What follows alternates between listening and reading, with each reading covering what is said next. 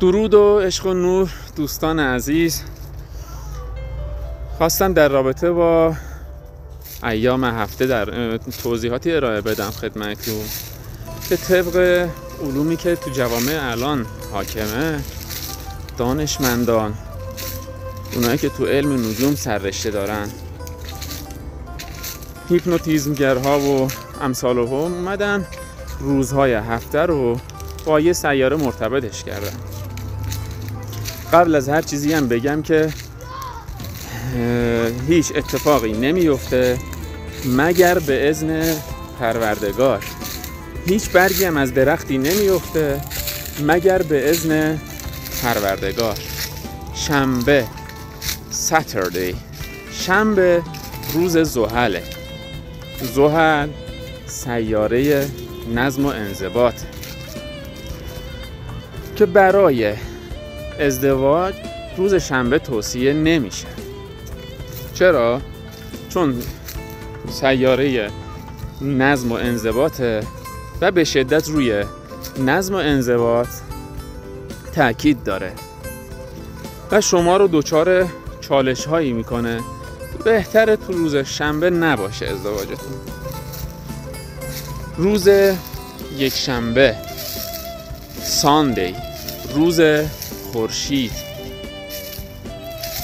اگه میخواید با جامعه معاشرت کنید، کارهای مهمی رو انجام بدید، میتونید روز یک شنبه رو مد نظر داشته باشید.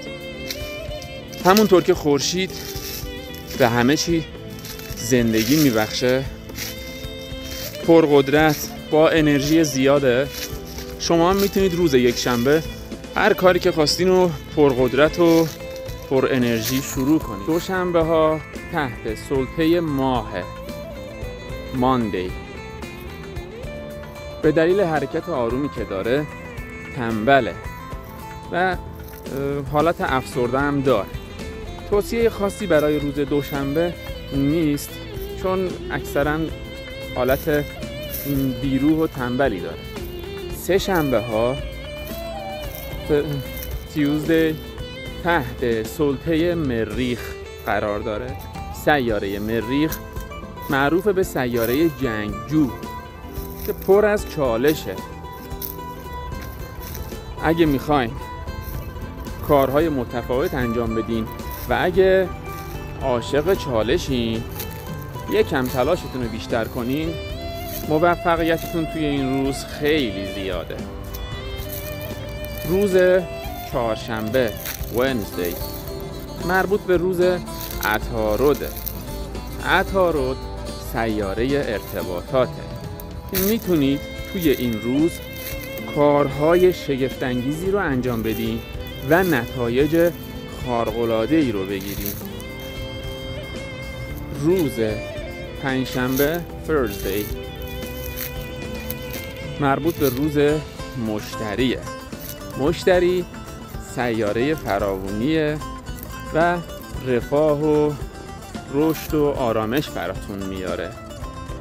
اگر قرار باشه کارهای مهم زندگیتون مثل ازدواج و خرید و فروش و کارهای از این قبیل انجام بدین، روز پنجشنبه رو توصیه میکنم. روز جمعه مربوط به روز زهره است که خانوما عاشقشن. زهره معروف به سیاره زیبایی هاست. اگه میخواین که زیباییتون رو بیشتر کنین و جراحی های پلاستیک انجام بدین، روز جمعه رو پیشنهاد میکنم. عزیزان توجه داشته باشین، وقتی میگیم سیاره غالبه مثلا روز دوشنبه ماهه، به این معنی نیست که سیارات دیگه توی اون روز بیکار نشستن و به خواب رفتن، بلکه اونا هم کار خودشونو میکنن و به سطح سیاره ما انرژیشونو میفرستن. منتها بیشترین انرژی توی اون روز سیاره ماهه. انرژی غالب اون روز سیاره ماهه. این که پزشکا تاکید میکنن که مثلا ساعت 9 شب به رخت خواب بریم و بخوابیم، به این خاطره که همه انرژی های سیارات رو دریافت کنیم که توسط جسم ما انجام میشه. وقتی که شب به موقع به رخت خواب میریم و میخوابیم، روز بعد سرحالتر از خواب بیدار میشیم.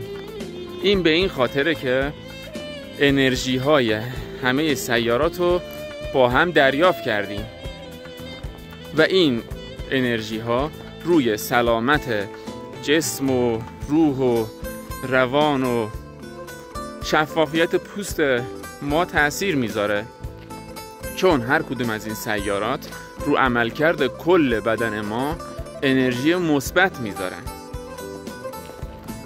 حتی موقع تولد نوزاد آرایش و نظم سیارات اون روز به نحوی چیده شده که این سیارات روی جمجمه عملکرد و نحوه روبرویی با مسائل زندگی اون شخص تأثیر میذاره که اصطلاحاً آسترولوژیست ها به اون میگن چارت تولد.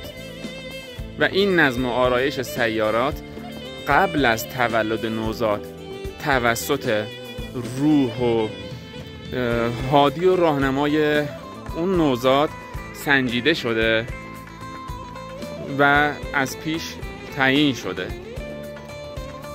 این نظم و آرایش توسط خود نوزاد برای یه سری از کارماها و پاس کردن یه سری از درس‌ها چیده شده. توجه داشته باشید که قدرت روح بیشتر از قدرت جسمه و این روزها مد شده که بعضی از پدر و مادرها میان چارت تولد نوزاد رو دستکاری میکنن و یه تاریخ روند مثلا 4/4/404 انتخاب میکنن. این کار هیچ تأثیری روی سعد بودن یا ناکام بودن اون تولد نداره، چون از پیش روح بر اساس یه سری کارماها و دروسی که باید پس بده میاد. بنابراین عزیزانی که تمایل دارن مرتب کاراشونو با نظم و انضباط سیارات هماهنگ میکنن، کار اشتباهیه. رعایت کردن یه سری چیزا بد نی، ولی افراط توی این قضیه و پیش بردن جز به جز برنامه‌های زندگی با نظم سیارات هم نوعی خرافه پرستیه.